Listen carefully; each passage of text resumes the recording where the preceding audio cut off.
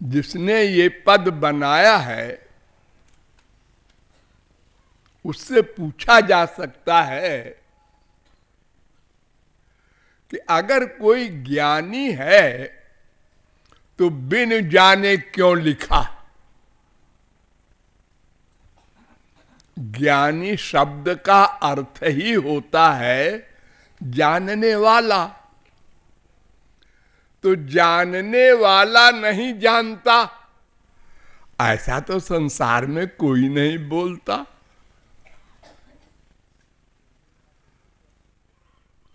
जानने वाला बिना जाने भ्रांत हो रहा है,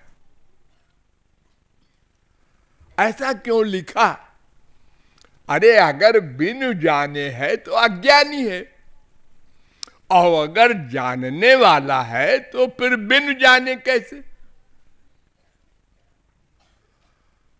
लिखने वाले का कुछ गड़बड़ लगता है। पूछा जाए, अच्छा सुन लो उसका उत्तर। दो प्रकार के ज्ञान होते हैं,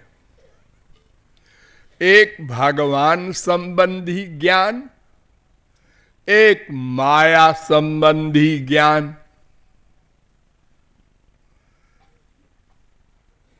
इस मनुष्य को दो ज्ञान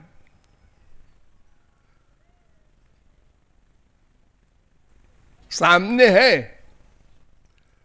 ये अलग बात है कि भौतिक ज्ञान अर्थात माया संबंधी ज्ञान अधिक लोग चाहते हैं और आध्यात्मिक ज्ञान माने भगवान संबंधी ज्ञान कम लोग चाहते हैं। लेकिन दो प्रकार के ज्ञान होते हैं। भौतिक ज्ञान भी दो प्रकार का होता है। आप लोग कॉलेजों में पढ़े होंगे, आज थियरी का एग्जाम है, आज प्रैक्टिकल है। ये दो प्रकार का, उसको साइंस कहते हैं आप लोग।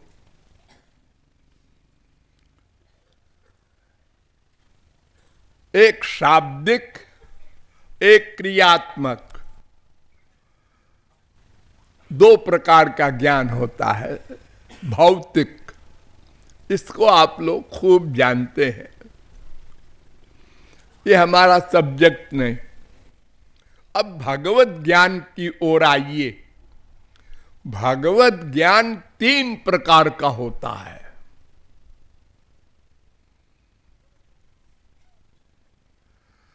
एक तो होता है थियरी का ज्ञान, शाब्दिक ज्ञान जिसे कहते हैं। ठीक है, वो दोनों में होता है, भौतिक ज्ञान में भी होता है और आध्यात्मिक ज्ञान में भी होता है।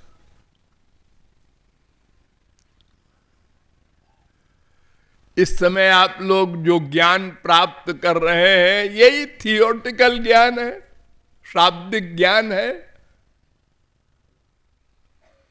भरमार है इसकी सारे संसार में। जितने भी आध्यात्मिक नेता हैं सब शाब्दिक ज्ञानी है, 99.9%। इसके आगे कोई बिरला होगा जो प्रैक्टिकल ज्ञान की ओर गया होगा।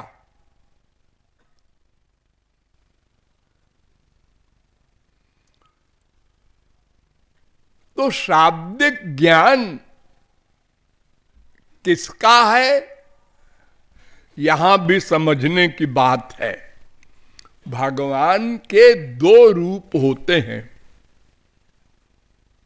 द्वे वाव ब्रह्मणो रूपे मूर्तन चैवा मूर्तन च। बृहदारण्यकोपनिषद दूसरे अध्याय के तीसरे ब्राह्मण का पहला मंत्र। दो रूप होते हैं। ये बात शंकराचार्य ने भी मानी। द्विविधम ही ब्रह्म अवगम्यते नाम रूप भेदोपाधि विशिष्टम और तद विपरीतंच तद विवर्जितम। एक नाम रूप वाला ब्रह्म जिसको आप लोग अपनाए हुए हैं रामकृष्ण, और एक होता है निर्गुण निर्विशेष निराकार ब्रह्म।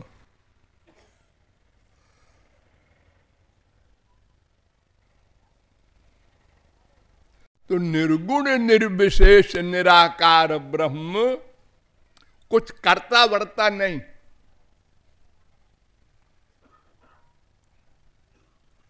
सच्चिदानंद है बस। उसका नाम ही नहीं, रूप भी नहीं, गुण भी नहीं, लीला भी नहीं, धाम भी नहीं, जन्म इन्हें गिने।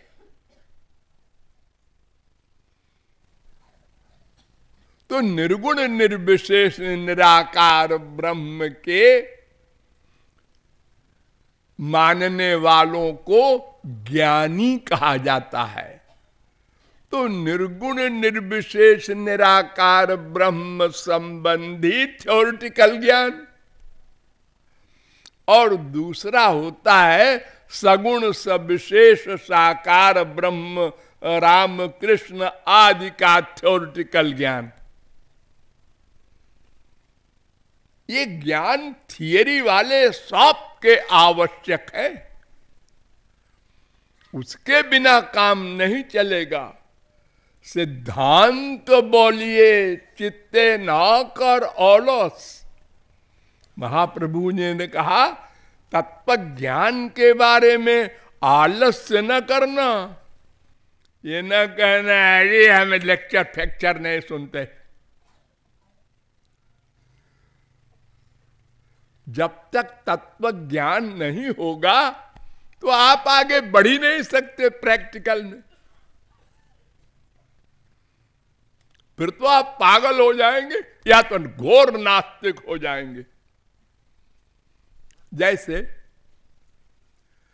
भगवान का जन्म नहीं हो सकता और अनंत जन्म होता है? ऐसा कैसे? दोनों बात कैसे?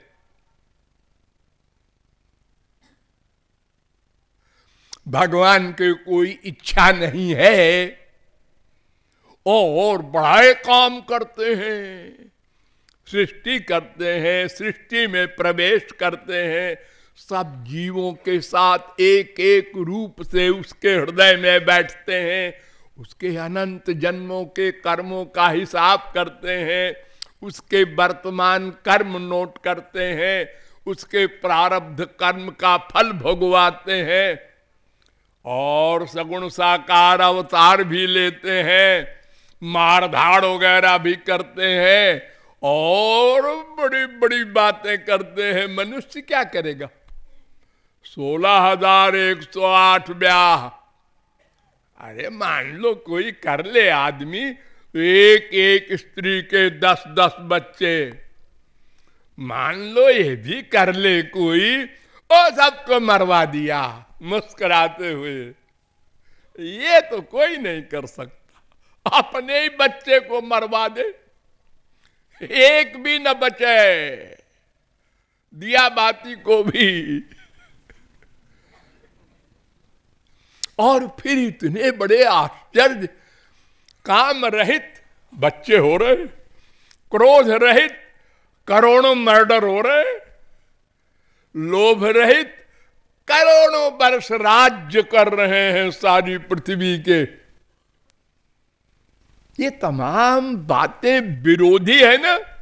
तो थियरी की नॉलेज नहीं होगी तो आपको चक्कर आ जाएगा और आप कहेंगे वहीं चलो जहां थे।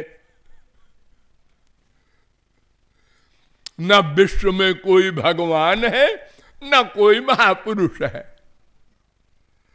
अपनी बुद्धि से नापेंगे आप ना, भाई हम तो ऐसा नहीं कर सकते, क्रोध न हो मर्डर करें। आप कहते हैं अर्जुन ने किया, हनुमान जी ने किया, हम नहीं मानते, इम्पॉसिबल। आप वहीं खड़े रहेंगे, आगे नहीं बढ़ सकते, क्योंकि आपको तत्व ज्ञान नहीं, आपने शास्त्र वेद की फिलॉसफी समझी नहीं। इसलिए थियरी की नॉलेज परमावश्यक है। श्री कृष्ण कौन है, उनका शरीर कैसा है, उनके पास शक्तियां कौन कौन हैं, उन शक्तियों से वो क्या क्या कर सकते हैं, और हमारे पास क्या क्या शक्तियां हैं, हम क्या क्या कर सकते हैं। ये सब बातें समझना होगा। तो निर्गुण निर्विशेष निराकार ब्रह्म संबंधी नंबर 1 थियरी की नॉलेज। हाँ, एक ज्ञानी ये है। तो ये ज्ञानी तो बिन जाने भरमाए है ये, क्योंकि ये तो बेचारा खाली शब्द ज्ञानी है, मायाबद्ध है, ये तो भरमाएगा ही। दूसरा ज्ञानी जो प्रैक्टिकल साइड में गया और विवेक, वैराग्य, समाधि, सत संपत्ति, मुमुक्षुत्व, 4 अधिकारी,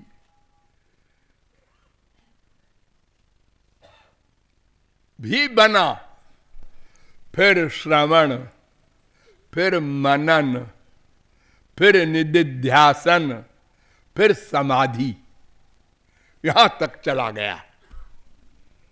अगर कोई कलयुग में नहीं और युगों में गए हैं लोग, अब शौक है, कोई कहता है हम नदी तैर के पार करेंगे, अरे गधे कहीं भंवर वंवर मिल गई तो आप पहलवान हैं, हम डरते नहीं। कई डूब गए, कई मर गए, कई थक के डूब गए, कभी धारा में बह गए, कोई कोई पार भी कर गया। ऐसे ही ज्ञान है, कहत कठिन। नंबर 1 थियरी ही बताना बड़ा मुश्किल है ज्ञान की। हाँ, पहले अगर ज्ञान की थियरी बताने कोई बैठे और कहे देखो मैं गुरु, तुम्हें ज्ञान सीखना है, हाँ तुम शिष्य। अच्छा, आप गुरुजी हैं, मैं शिष्य हूं। अच्छा तो पढ़ाइए। देखो सब जीव ब्रह्म है, तो गुरुजी फिर तो हम भी ब्रह्म हैं, फिर आप गुरु काहे के? लो, पहले ही अध्याय में गुरुजी फेल हो जाएंगे, समझा नहीं सकते। कहत कठिन, असमुझत कठिन, असाधन कठिन विवेक। असाधन तो और कठिन। पहला अध्याय है शंकराचार्य का, शांतो दांतस्थ, शांत बन जाओ पहले, तब आओ हमारे पास ज्ञान की पढ़ाई करने। शांत माने क्या? मन पर कंट्रोल। मन पर कंट्रोल। कृपालु की राय तो ऐसी है कि मन पर कंट्रोल भगवत प्राप्ति के पहले इम्पॉसिबल। विजित ऋषिक वायु भीरदांत मनस्तुरगम। वेद कह रहे हैं 10वें स्कंद के 87वें अध्याय का 33वां श्लोक।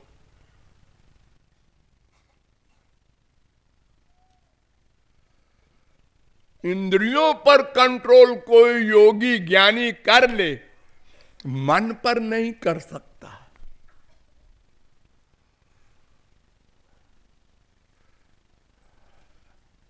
इतना चंचल है मन।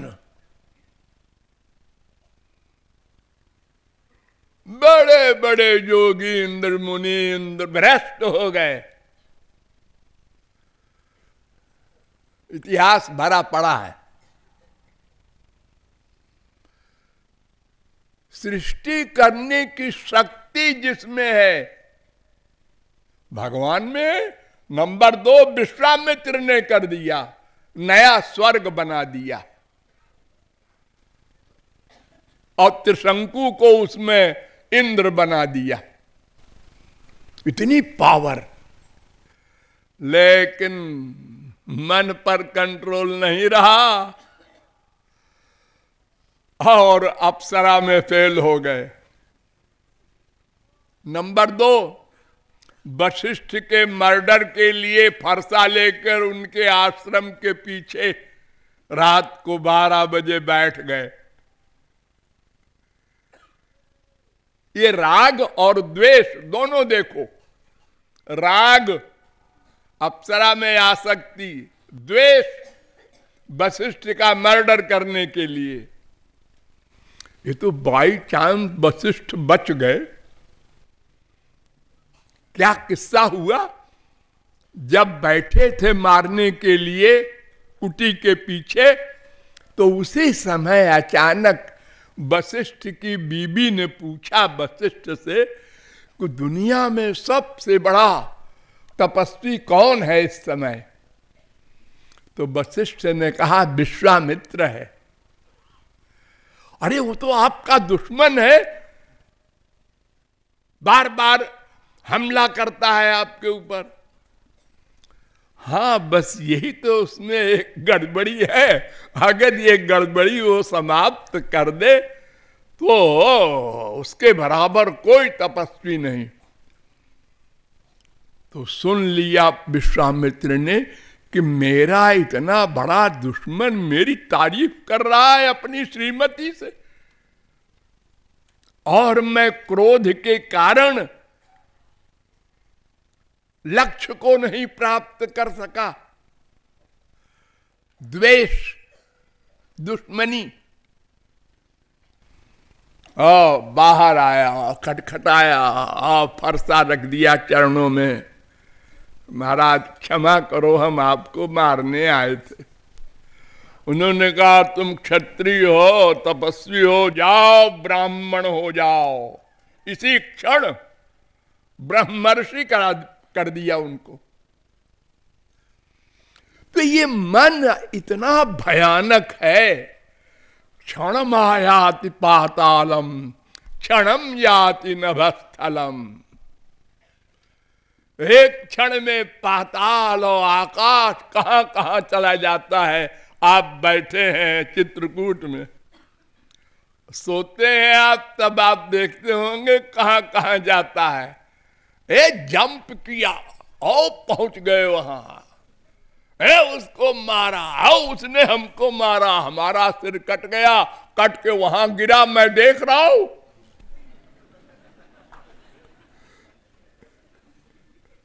ऐसा मन है। और शंकराचार्य कहते हैं मन पर कंट्रोल हो जाए, साधन चतुष्टय में एक ये है। तब आओ मैं बताऊं अथा तो ब्रह्म जिज्ञासा, पहला जो वेदांत सूत्र है उसकी व्याख्या। तो कहत कठिन, समुझत कठिन, साधन कठिन विवेक। हो ये गुणाक्षर न्याय जो अगर कोई पार भी कर ले जाए, ज्ञान की अंतिम सीमा,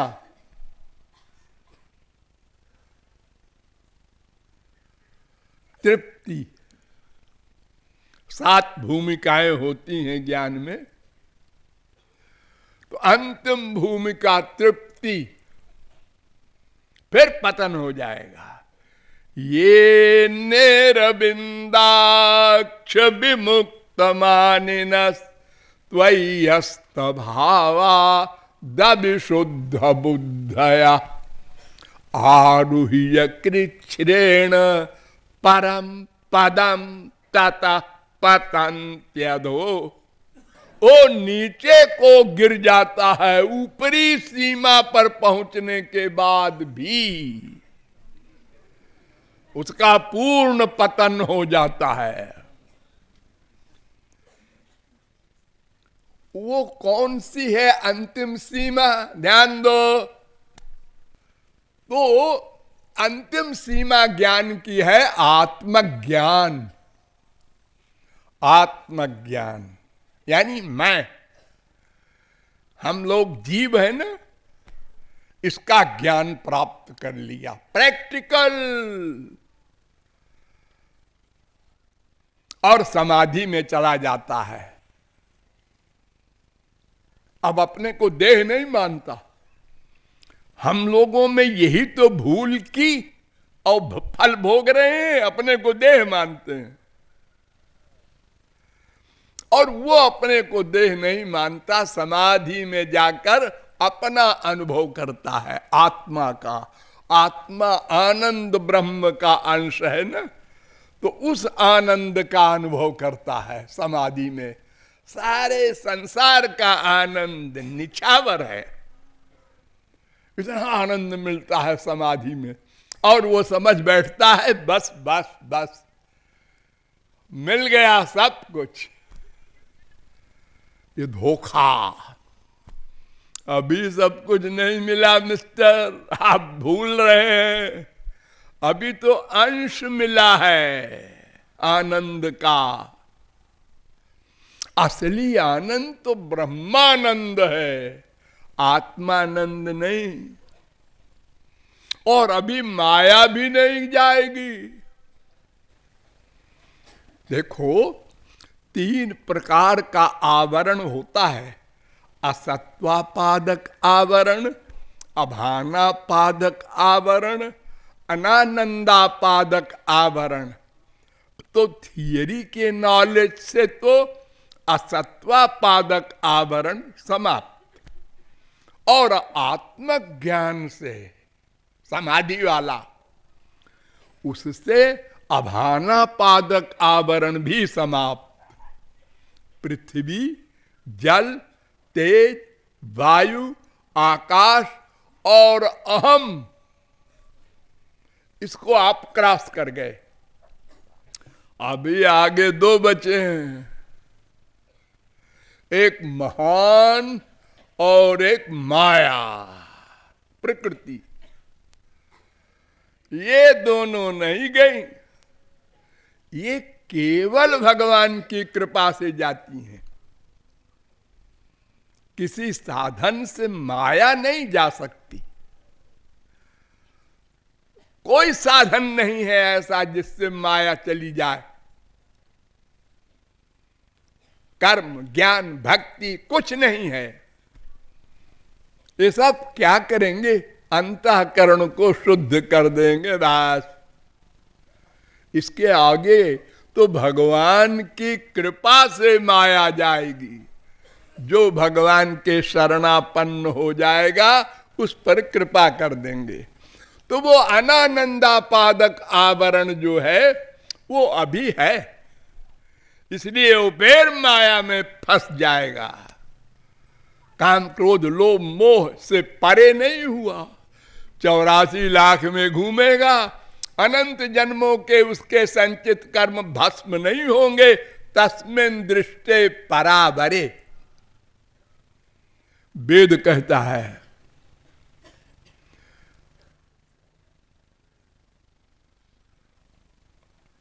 भिद्यते हृदय ग्रंथ छिद्यन्ते सर्व संशया क्षीयन्ते चास्य कर्माणि तस्मिन् दृष्टे परावरे। मुंडकोपनिषद 2:2:8, योग शिखोपनिषद 5:45, भागवत 1:2:21 ये सब प्रमाण कह रहे हैं कि जब ब्रह्म ज्ञान होगा भगवत कृपा से, तब माया जाएगी, तब ये अनंत जन्म के पाप पुण्य भस्म होंगे, तब वो असली ज्ञानी होगा। वो बिनु जाने नहीं है। ये आत्मज्ञानी को कहा गया है बिनु जाने भरमाए। वो जो ब्रह्म ज्ञानी है वो तो भक्ति करेगा ही। जनक थे ब्रह्म ज्ञानी, राम को देखा तो नेचुरल चले गए, सनकादिक नेचुरल चले गए, वेद व्यासादिक ब्रह्मादिक सब ब्रह्म ज्ञानी राम कृष्ण को देखते ही लीन हो गए, छोड़ दिया ब्रह्म ज्ञान का आनंद। लेकिन जो आत्मज्ञानी हैं वे अभी बंधन में है। आनंद बहुत मिला उनको, ठीक है, लेकिन वो ब्रह्मानंद नहीं और माया भी अभी है, इसलिए वो बिनु जाने हैं। आत्मज्ञानी भी है और बिनु जाने भी है, इसलिए भरमाए उनको विचारों को ब्रजरस नहीं मिलता। ये भावार्थ।